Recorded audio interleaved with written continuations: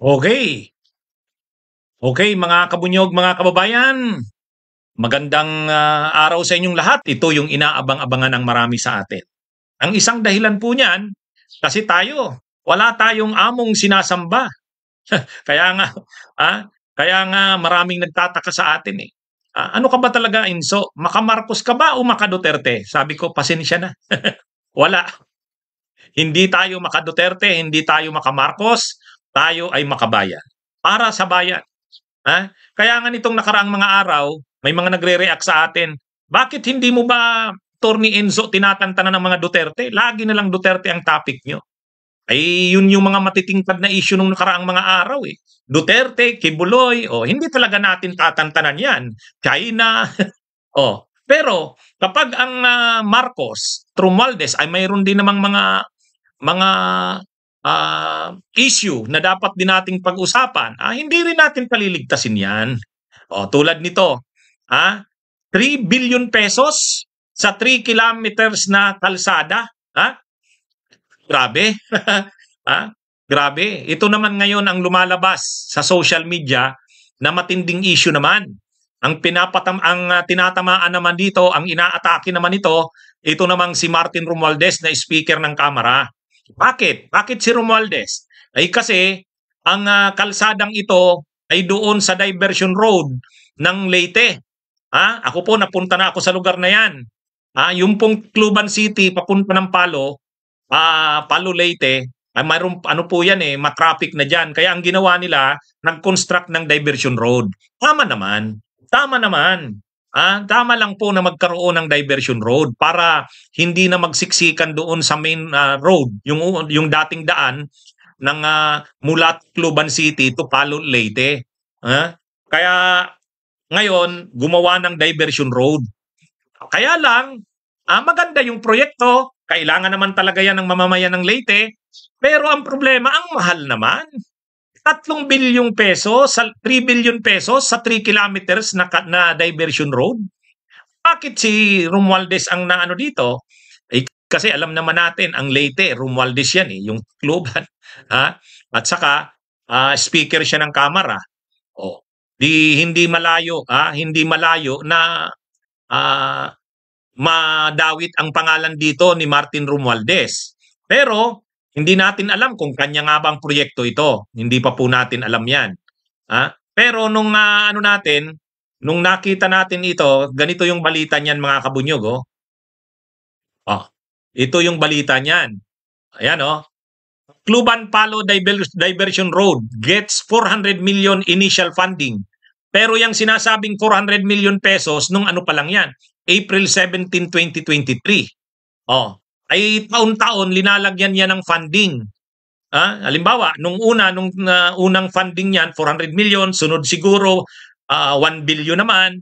Basta't ang kabuuang budget daw dyan, yan, yung nakikita nyong picture sa baba, Tacloban Palo Diversion Road. Cluban City, Palo, Leyte po yan. So, ang sabi dito sa balita, ganito. The entire 3.22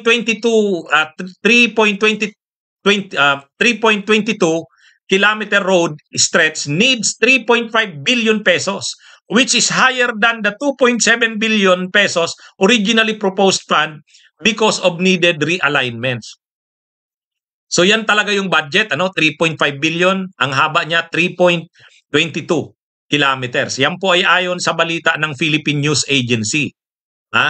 Yan po ang balita sa Philippine News Agency, Cluban Palo Diversion Road. Kaya lang, hindi natin alam, project ba talaga yan ni Romualdez? Hindi natin alam. Sana ipaliwanag ito ng speaker ng Kamara. Kasi siyempre, hindi maiwasang madawit yan ang pangalan niya kasi Cluban yan Ay ang Romualdez, Cluban. Ang congressman ng Leyte na nakakasakop ng Tacloban ay si Martin Romualdez. At the same time, siyang speaker. So, hindi ka agad maiwasan na mag-isip na kanya yung proyekto na yan. Kasi Tacloban City. So ngayon, kung proyekto niya yan, bakit napakalaki ng amount? Bakit napakalaki ng amount? 3 billion sa 3 kilometers, ibig sabihin bawat kilometro 1 billion. Oh, mukhang kailangang magpaliwanag dito ang DPWH. O kung project nga ito ni Martin Romualdez, dapat magpaliwanag. Oh, mayroong nang nagkomentaryo, ito hindi sa akin tong poster na to. Hiniram ko lang to sa isang vlogger. Ang nakalagay, hinaluan ng gold ang simento. Yan yung actually mga DDS vloggers ang tumitira ngayon kay Romualdez sa issue na yan. Tayo, hindi naman tayo nag-uusga kay Romualdez kasi hindi natin alam kung kanya nga ba yung project na yan. Kaya lang, syempre, yan ay assumption.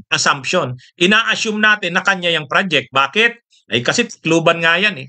So kanino bang lugar na nasasakupan bilang kongresista ang Tacloban? Ay kay Martin Romualdez yan. Sa laki ng ganyang pondo na 3 billion, speaker ang kayang magpa-release ng ganyan. 3 billion. Kaya lang, bakit naman 3 billion sa 3 kilometers lang na kalsada? Ang laki naman. Magkano ba ang costing? Paano nag-come up sa ganyang computation? Kasi yung pinakita ko kanina, gano'n naman talaga ang costing eh. Na pinopose ng DPWH. O ito, nakita rin yan. O, nakita natin. Yan yung Philippine News Agency na gobyerno. At ito yung ayon talaga sa nasabing balita. The entire 3.22 kilometer road stretch needs 3.5 billion. So paano nag-come up sa 3.5 billion? Mukhang kailangan ipaliwanag talaga yan. Mga yan. Bakit ko to dinidiscuss? Kasi para hindi tayo pag-isipan na bias tayo, na kontra daw tayo kay Duterte. Pagdating daw kay Marcos at kay Romualdez, tahimik tayo. Hindi totoo yun. Hindi totoo yun. Pag may issue kila Marcos at Romualdez na kailangan din natin pag-usapan, pag-uusapan natin. Wala tayong among sinasamba. Wala tayong among pinaglilingkuran. Si Attorney Enzo Recto, Attorney Ricky Tumutorgo, wala po tayong among pinaglilingkuran. Ang ating pong interest na pinaglalaban ay interest po ng bayan. Wala pong nagpi-feed sa atin kung anong topic natin, sino ang gagawin nating topic sa ating mga vlogs. Wala po. Kung anong sasabihin natin, wala pong ganun. Tayo po ay malayang nakakapagpahayag ng ating pong saloobin at mga opinyon. Bakit? Kasi tayo po ay independent. Malaya po ang ating kaisipan. Wala po tayong malaking negosyante na nagpipinan sa atin. Wala pong malaking politiko na humahawak sa atin. Kaya nga po tayo, hindi naman po tayo maka-DDS, hindi rin tayo maka-Marcos. Pero nung nakaraang eleksyon, oposisyon tayo, Leni Robredo. Pero hindi rin ibig sabihin na panatiko tayo kay Leni Robredo. Hindi rin ganun yun. Basta po tayo, kung saan ang tama, doon tayo. Kung yung mali, pupunahin po natin. Yan po ang paninindigan ng Enzo Recto at ng Attorney Ricky Tumutorgo. At ito na nga po, ginawa nating topic ito kasi kumakalat ito sa social media. Kailangan yata ipaliwanag ito ng speaker ng Kamara. Kanya ba itong project na to? Kanya ba ito? Itong 3 billion pesos na ito na 3 kilometers? Kung kanya ito, bakit 3 billion sa 3 kilometro lang? Bakit? Kailangang ipaliwanag yung costing niyan, yung specs niyan.